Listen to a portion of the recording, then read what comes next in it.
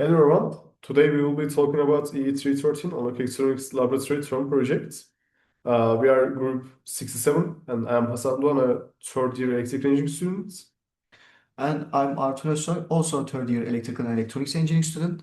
In this presentation, first we will be talking about what we'll be doing for this end of the semester as the term project for EE313. Then we'll be showcasing our what we did for the milestone and also showcasing the working circuit as a video at the end of this presentation. For the project description, the end goal of EE313 Analog Electronics Laboratory term project is to create a circuit that will take the ambient temperature and control the heating and cooling units with them. For this project to be true, we need 5 subtasks. These subtasks are control unit, heating and cooling mode unit, sensing unit, temperature adjustment unit, and finally display unit. The control unit is the brain of our project and control each of these other subtasks. And the second unit, heating and cooling unit, will be consistent of a fan driver and a heating module that will be the result of our project. And finally, we have the sensing unit that will be using a temperature sensor to get the ambient temperature values.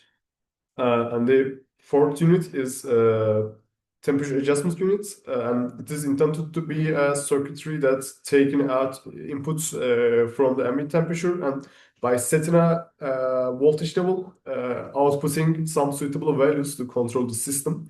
And the fifth unit is the display unit, and the display unit needs to show the ambient temperature by changing RGB LED's color. And for Milestone, we have completed the display unit part of the project.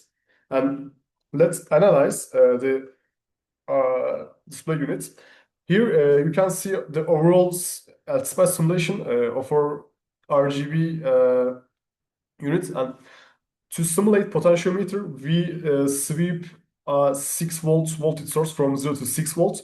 And by setting a reference voltage of 3 volts, we basically control the current that's flowing through each of the diodes. I mean, by diodes, the LEDs. And here we can see the graph of the current versus potentiometer voltages for each RGB LEDs. The x-axis represents the voltage of the potentiometer and the y-axis represents the current of the diodes. And here on the left, you can see the blue curve, which is representing the blue LED. And here in the middle, you can see the green curve. It belongs to the green LED. And the last and the rightmost curve belongs to the red LED. And the simulation results were as expected. And let's analyze each part separately. For the blue LED, we made a difference amplifier that's differencing VREF from VIN. VIN from VREF. And it both drives the LED, and also at the end of the circuitry, we have a buffer to get the blue voltage level to use in further. And for the red LED, we made just the opposite of the blue one, since the curves are the same but the opposite compared to each other. And for the final stage, we did the green LED. The blue sense and red sense are the voltages we get from the buffers from the circuitry my friend just explained. And we do the sum amplifier with the VREF to get the to run the green LED at the last stage of our project. To showcase the working circuitry, we will show the video of the working circuit. As you can see, the circuit is working as it is intended. My friend is using the potentiometer. We got the result from the blue, then the green peak, and finally the red peak.